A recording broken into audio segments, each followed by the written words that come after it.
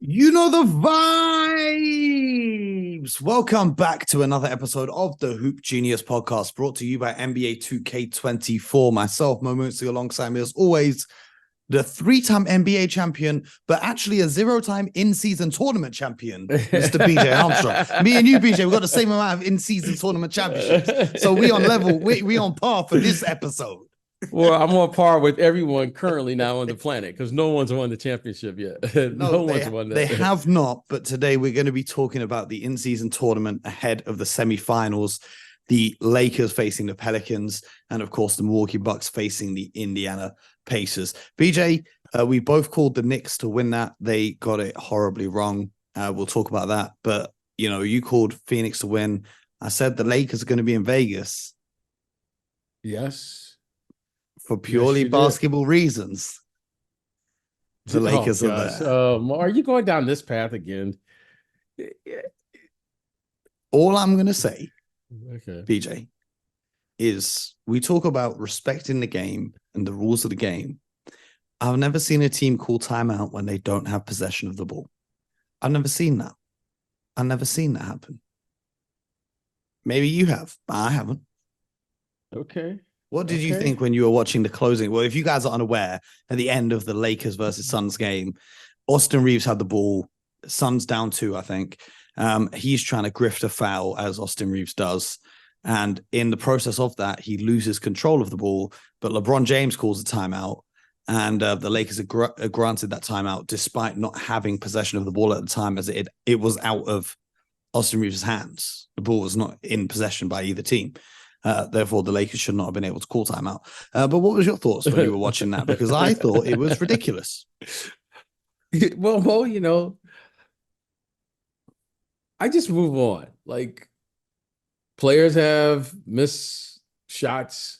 Sometimes their officials have a missed call, and you move on. So I didn't really think it was a big deal, to be honest with you. I really didn't. It was very glaring to you because you called me during the play, and I was like, whatever. I was watching the game. With that, I told you so.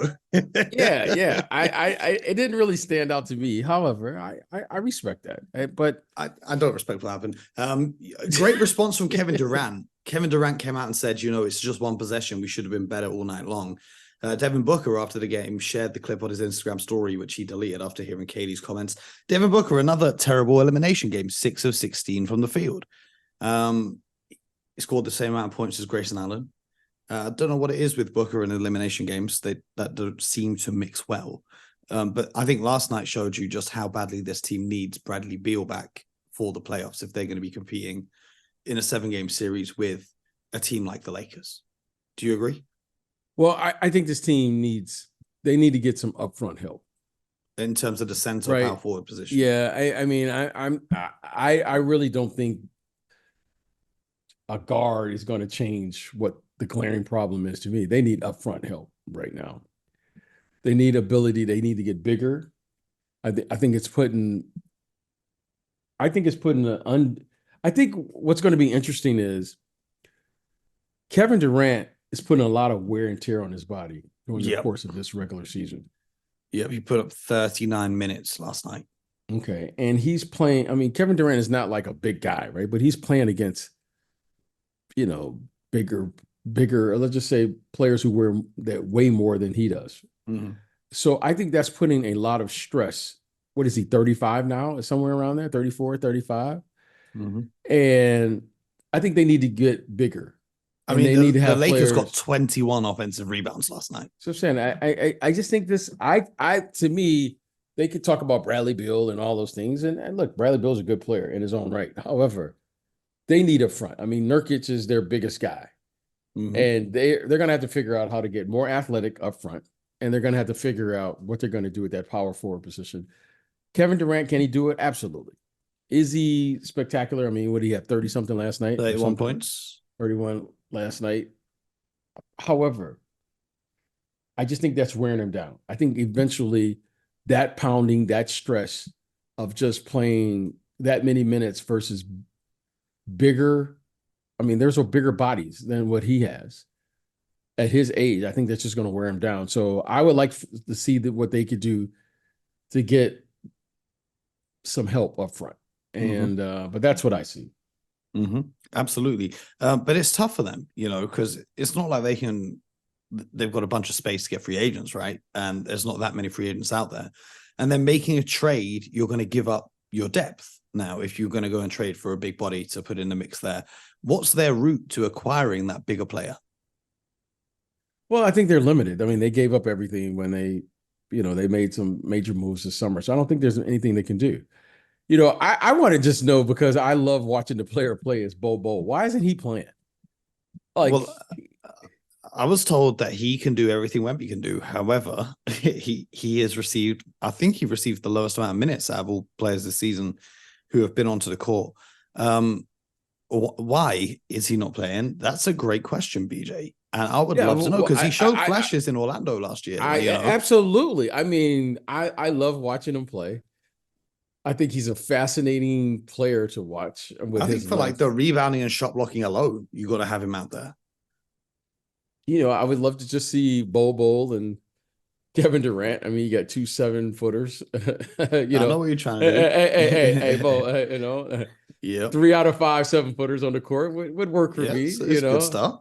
Nurkic, Booker came up with 11 boards as well. That was huge from him, even though he wasn't scoring the ball too well. Yeah, but I think he could, maybe, I don't know, but I have no idea. But clearly they know more than I do. But I would love to see him have an opportunity at least to get a shot out there. He also has the same problem as Kevin Durant. He's tall, but he's not a big body. Yes, but he doesn't have to carry the responsibility like a Kevin Durant does. I mean, yeah, okay. On one hand, you give up size, but on the other hand, I mean, his length is a problem. Mm-hmm. I mean, the guy's 7'5", 7'6", or somewhere around there. Yep. I mean, so you give up one thing, but you get another, and he doesn't have to.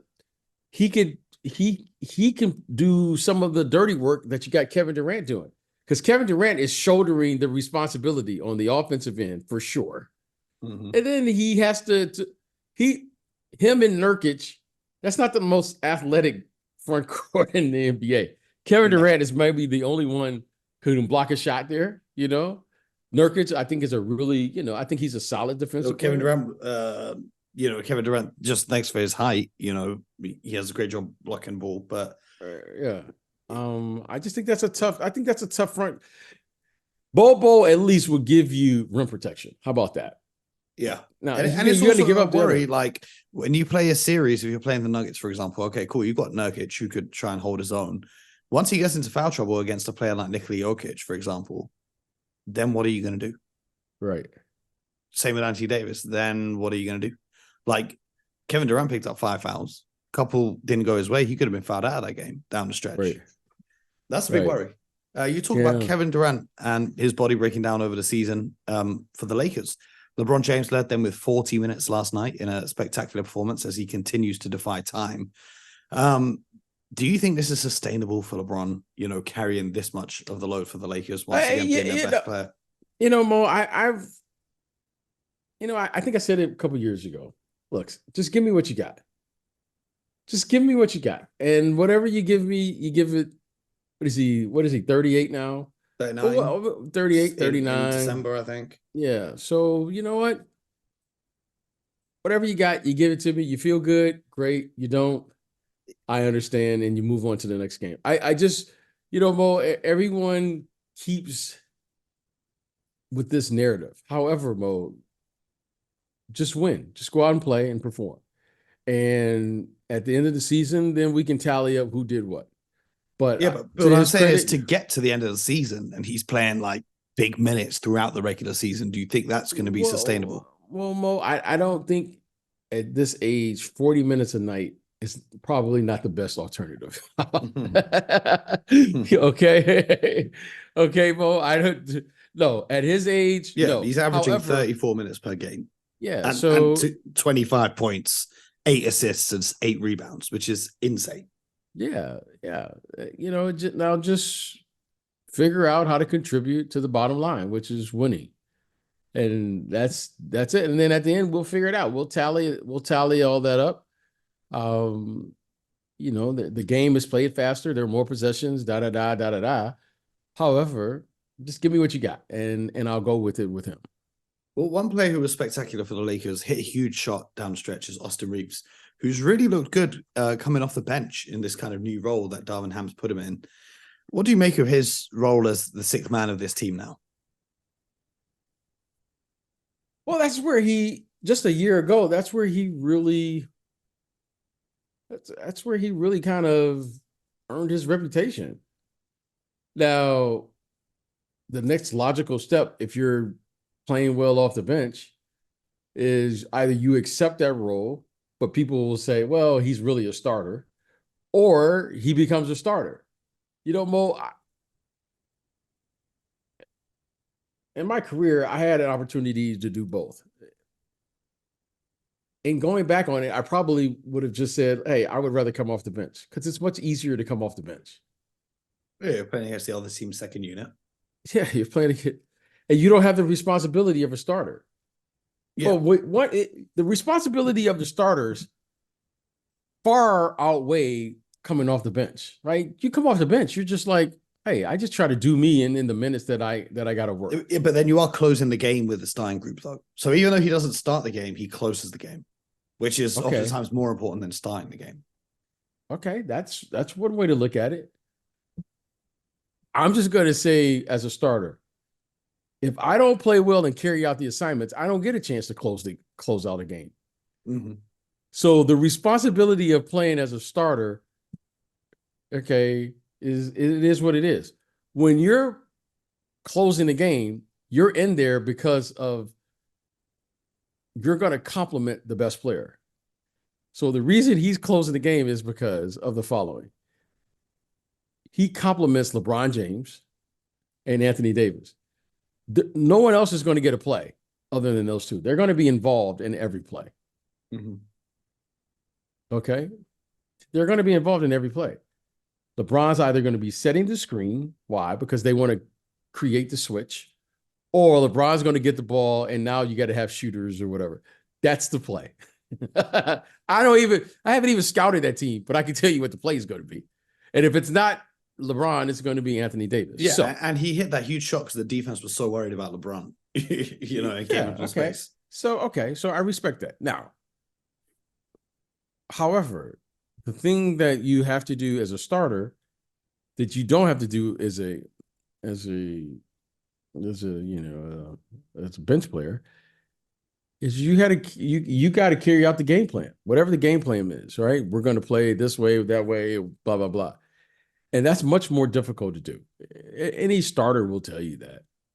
Mm-hmm. Now, the consolation prize is coaches will always say, well, it doesn't matter who starts the game, matter who finishes the game. Okay, that's a nice thing to say to somebody. However, they'll put in whoever they have to put in that's going to complement the best player because the best player is going to get to play at the end of the game.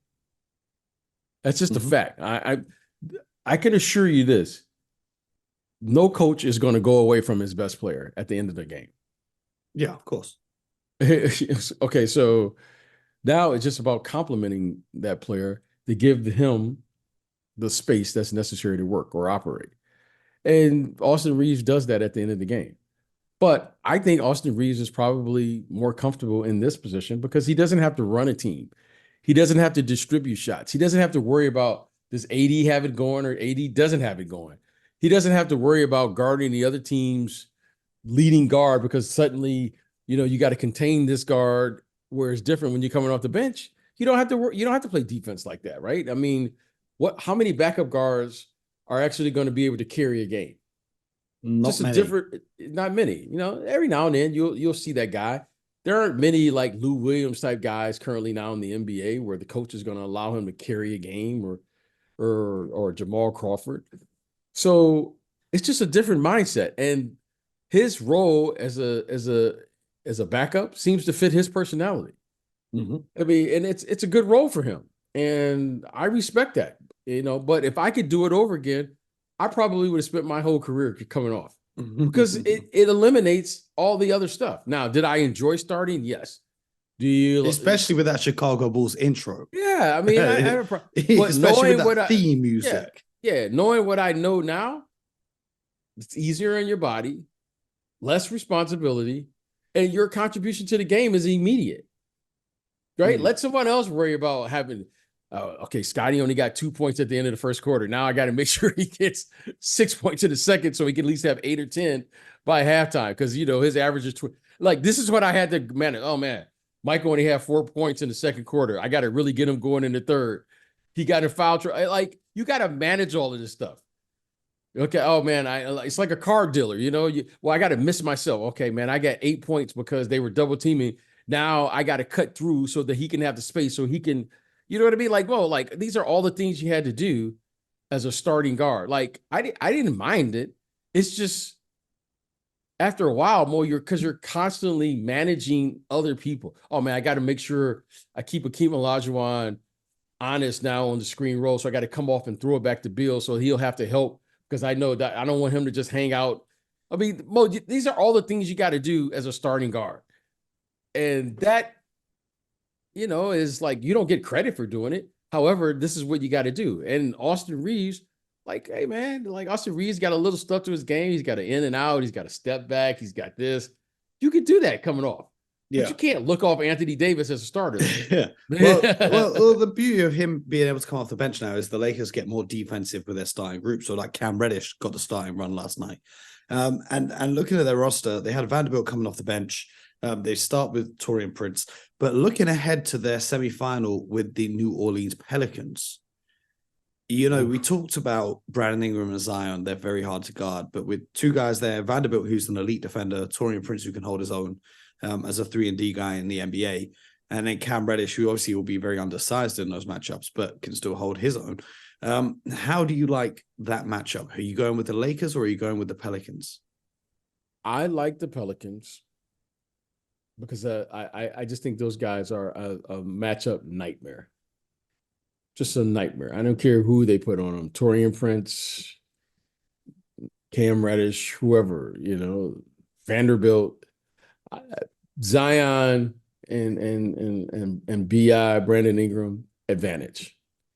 Now, and you also have a big body in V. V is a big body. Well, LeBron's going to have to guard one of them. Again, I doesn't matter who has to guard them. I just see advantage Pelicans. It doesn't matter. Okay. It just advantage Pelicans. Now, if you're telling me you like the Cam Reddish and BI matchup, or you like LeBron and BI, or you like LeBron and Zion, whoever you want to put, advantage Pelicans. I don't care. Take your choice. Have it your way. You're going with the Pelicans to win this one? I'm going with the Pelicans. I just think that I'll say it again. If the Pelicans are healthy, and I mean this is not like just a game, if the Pelicans are healthy, that is a problem for someone because you got to double team them, maybe one position or two. And very rarely do you say that you have to double team two guys on one team. You got to. Well, could you not say the same thing about LeBron and AD? No, I don't think you have to double team them. I don't think you have to double team both of them. Mm-hmm. I don't think you can have to double team. Like if Giannis is playing in that game, all right. Yeah. You don't have to double team him. If Joel Embiid is playing or Jokic is there's no double team. Just everybody stay home. You know what I mean? I mean on a player. Now, if a player gets going or gets hot, okay, maybe you might think about it. But my initial is AD and Jokic. All right, let's stay home. Yeah. So you feel pretty comfortable with that Jonas Valanciunas and AD matchup? Yes. Okay. Do I think AD has an advantage? Speed? Yes, I do. However, but not enough to double. No, I'm not doubling because I'm going to keep AD honest on the other end. Yep. And then LeBron is tough to double because he'll just pick out the pass to whoever's open. So I'm going to go with the Lakers for this. Okay. I've seen the script. LeBron wins the in-season tournament, and then after he retires, it becomes the LeBron James Trophy. That's what's going to happen. Okay, if that's what you guys want to call it. But if I'm the Pelicans, why am I double teaming? Like the Pelicans should not have to double team. Like Zion should be able to. I'm not saying he can guard or stop anybody out there on the floor. But there shouldn't be like a double team. Same with BI. Like there's not a significant advantage. Like what LeBron's going to power through Zion? I don't think that's happening. Mhm. Like I don't think that's going to happen. And I don't think LeBron is going to want to score 50 points and not include the rest of his team. Mhm. So, all right, he gets his 25, 8, and 8. I can live with that. I Yep. can live with that. I mean, if he gets 25, 8, and 8, what he's about averaging that anyway, right? Yep. So, all right. So he did his thing. However, I should be able to absorb that with this team. With Mhm. Trey Murphy, Herb Herb Jones, Jones. Yep. Zion, Brandon Ingram, I mean, Valanciunas. I mean, I should be able to absorb that Yeah. and play. So, um, you think the Pelicans are going to the final of the in-season tournament? Yes, I Okay. am. If they're healthy, I like this Pelicans team. If they're healthy, I just think they are a tough matchup for anyone playing in a one. Just like when I saw them against the Sacramento Kings, Yep. Harrison Barnes and Keegan Murray. Keegan Murray. That's a tough matchup for them. Mhm. That's those are good players. But Yep. Zion and Ingram, that's just a tough. And Zion didn't even play well. That's what's they won on the road, and Zion didn't even play well. Yep. Just got to hope you don't get distracted in Vegas. Oh, stop. But See, there you go. There you go. I'm just saying, he Yeah, said there it about you me. yeah, there you go. Listen, Zion's going to be on point. Wearing the Zion suits from Jordan Brand. Get yours on the Nike app. Anyway, over in the Eastern Conference, we've got the Pacers and the Milwaukee Bucks. Oh, wow. The Pacers, who obviously knocked out the world famous Boston Celtics with a fantastic display. Credit to the Pacers for the win, but I just think it once again highlights the Celtics' failure to execute in late game scenarios. But they played fantastically. They got a deep team. How come people say that, like about the Celtics? Maybe I don't watch them enough. What do you mean Okay, failure to execute? So the Celtics, here's how they win games in the regular season. And this is why they won games in the regular season last year, got off to a hot start. They play 5 out and they just shoot threes. And when they drive the ball to the hoop, they're not looking to score. They're looking to kick, right? So if the 3 ball's not falling, or you go through a stretch in the game where the 3 ball's not falling, you don't build up a lead. And then when it comes to the end of games, where the game slows down a little bit, you can't just do that. And then it comes to, all right, cool. We're going to walk the ball up the floor. And then with about 14 seconds left, we're going to pass the ball to Jason Tatum, who's going to be at the nail, or he's going to be on the post. And in about 12 seconds, he's going to look at the shot clock, and then he's going to start making his move. And then he's going to shoot an absurdly tough shot. And you just have to live with the results. And sometimes they're falling and sometimes they're not.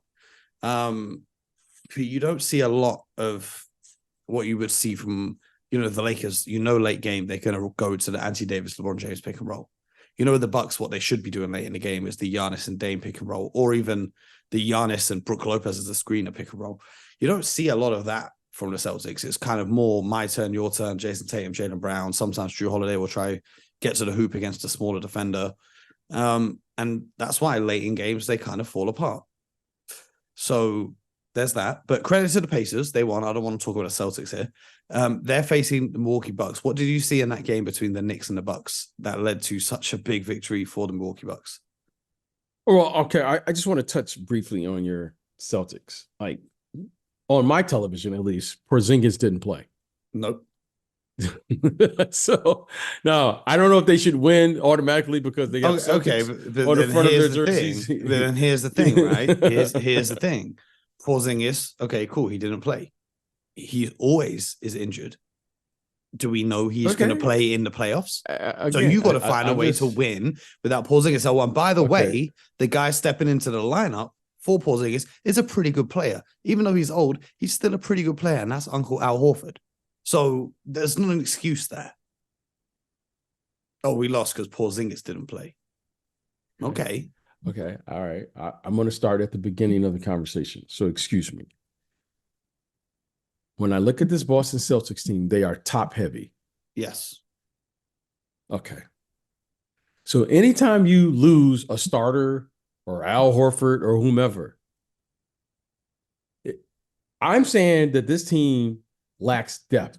Yes, yeah, that's agreed. I saw Luke Cornett Okay. playing significant Okay. minutes. Okay. So with whether Porzingis plays or not, if there's a glaring weakness that this organization has currently, now it's not saying that they won't address it later or in a trade or whatever the case may be, they're going to have to get depth to advance, as I see it with this team.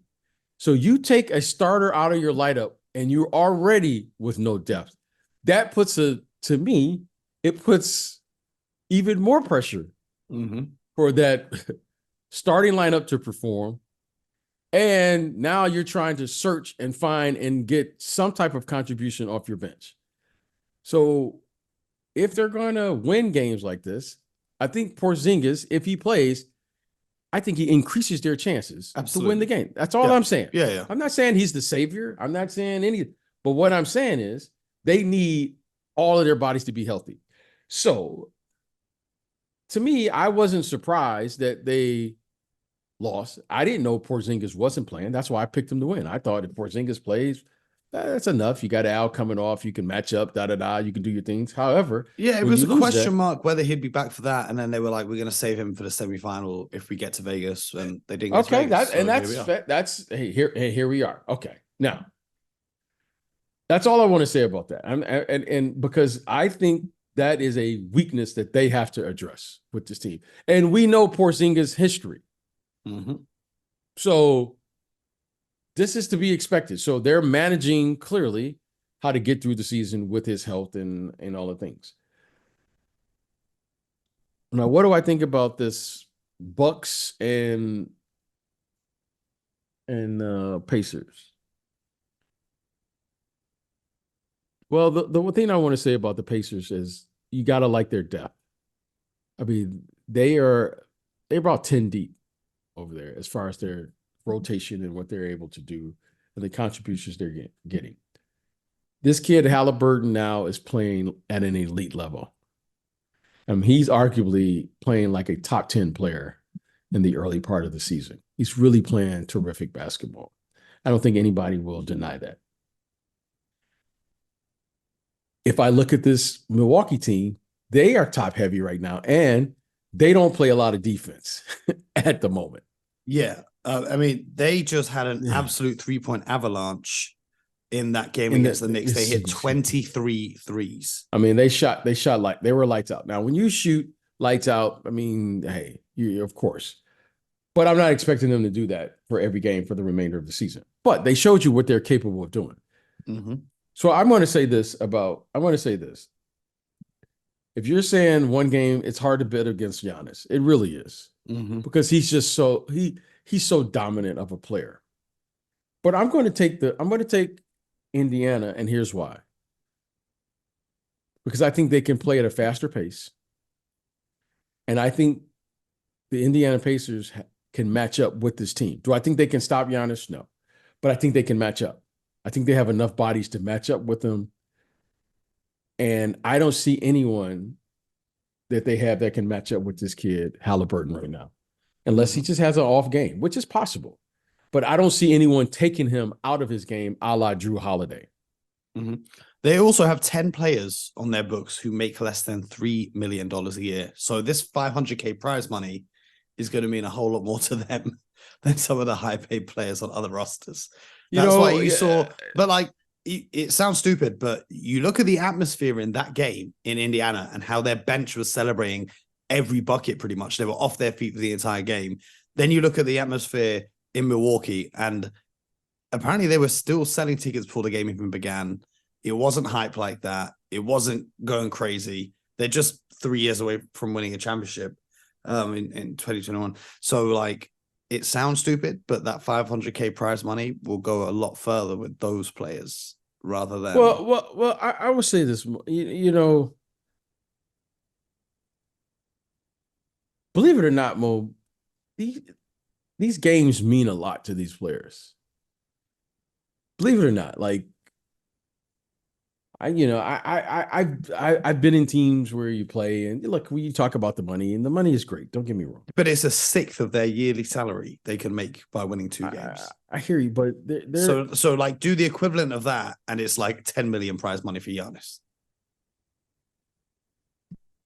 Now, if you told Giannis he's going to get 10 million for winning this game, you don't think that he would come out and just score 50 points and make sure they win? I would love to think that that's possible. I would love to think that that's possible, but maybe I missed that part of my life. Well, we saw that in the NBA Finals when he had the championship right there. He just came out, he scored 50, he won, went to Chick-fil-A.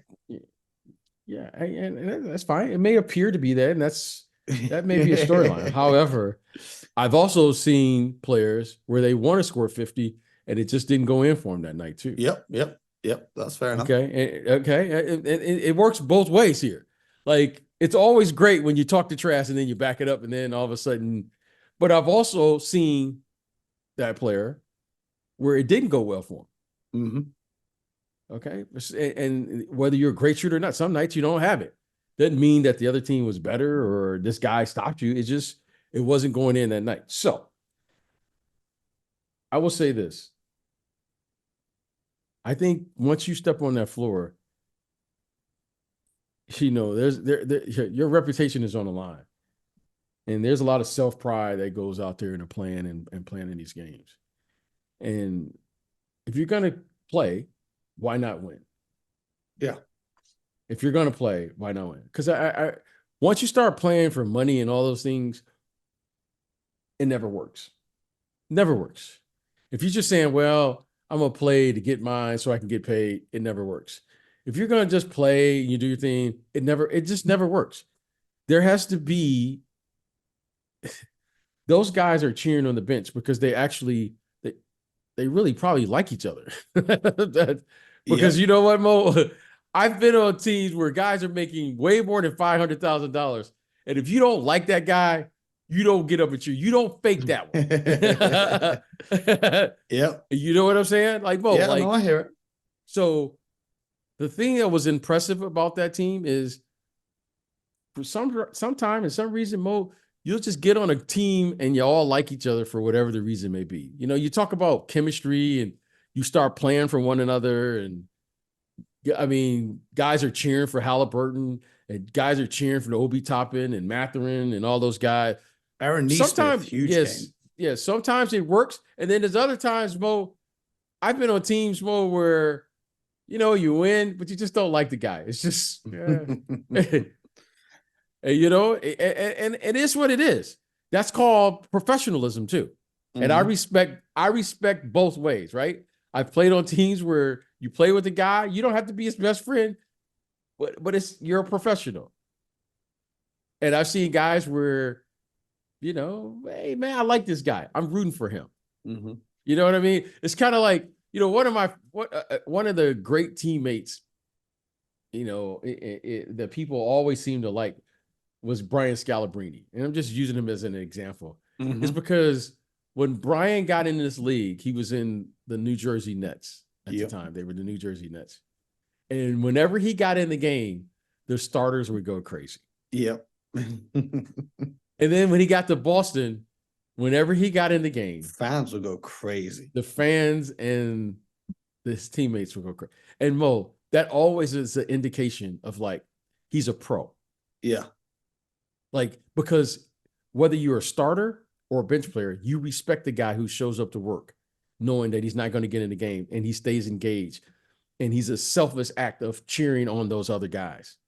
And that to me, Mo, it's always an indication to me of like the integrity of the person, because that's a tough position to be in. Yeah. You know what I mean? But Brian Scalabrine is a really good player. Mm-hmm. But he understood his position and his role. But I always found it fascinating. And even when he went to the Bulls later in his career, mm-hmm. they always liked him. And that to me always says a lot about your team. And sometime, Mo, if you want to see something really funny, when you clear the bench, no one even stands up when those guys score at the end of the game. Yeah.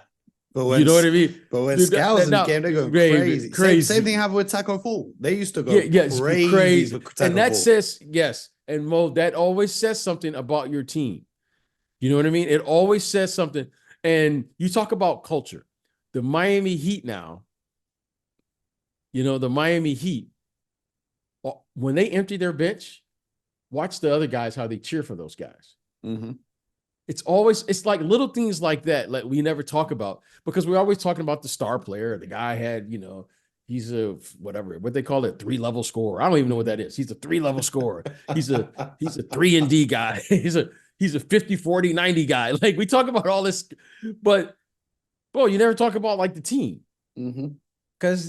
But these are the things that I'm always looking for. And I go, oh, okay. They really like each other.